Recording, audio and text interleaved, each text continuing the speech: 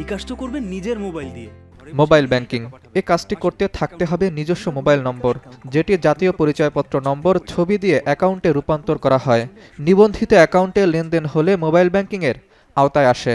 মানে এই মুহূর্তে আমার অ্যাকাউন্ট নাই, তো যার কারণে আরেকজনের অ্যাকাউন্টের মাধ্যমে এই টাকাটা পাঠাইলাম। না, নিজের অ্যাকাউন্ট পাঠাইলাম। আমি ইয়াতে মানে একটা বোট ঘর আছে, বোট ঘরে পাঠাইলাম দোকানে।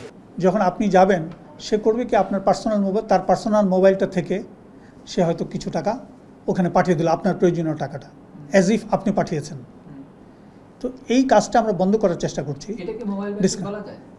না, এটা মোবাইল ব্যাংকিং, কিন্তু এটা মানি ট্রান্সফার হলো, এটা আমরা ডিসকারেজ করি এবং এটি নিয়মসিদ্ধ নয়। বাংলাদেশ ব্যাংকের নিয়ম অনুযায়ী একটি মোবাইল অ্যাকাউন্টে একদিনে জমা বা ক্যাশ ইন করা যাবে সর্বোচ্চ ১,২৫,০০০ টাকা, একদিনে পাঠানো যাবে সর্বোচ্চ ১০,০০০ টাকা। তবে এজেন্টের কাছে গিয়ে মিলল উল্টো চিত্র। ক্যাশ আউটে টোটাল আপনার ১.৫ লাখ টাকা মতো করা যায়। একটা অ্যাকাউন্টে পার্সোনালে আপনি প্রতিদিন ১.৫ লাখ টাকা পর্যন্ত ক্যারি করা যায়। ২ লক্ষ টাকা, ২.৫ লক্ষ টাকা শুরু করে নিচে ৫,০০০ টাকা পর্যন্ত ট্রানজ্যাকশনের অভিযোগ আমরা পেয়েছি।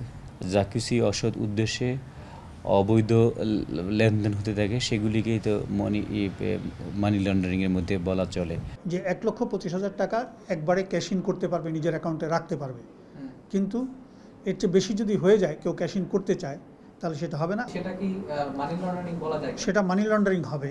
বাংলাদেশ ব্যাংক বলছে তাদের কাছে কেউ অভিযোগ না করায় বিষয়টি নিয়ে খুব বেশি ভাবেননি তারা। কোনো এজেন্টকে যদি কর্তৃপক্ষ বিশেষ ছাড় দেয়, কেবল তখনই সম্ভব।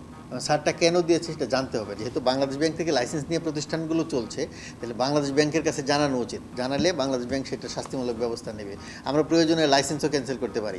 লেনদেনের ক্ষেত্রে ফান্ডামো নামের একটি সফটওয়্যার ব্যবহার করে বিকাশ, যেখানে নির্ধারিত টাকার বেশি লেনদেন হলে স্বয়ংক্রিয়ভাবে লেনদেন বন্ধ হয়ে যাবার কথা, আর এর তদারকির দায়িত্ব কেন্দ্রীয় ব্যাংকের।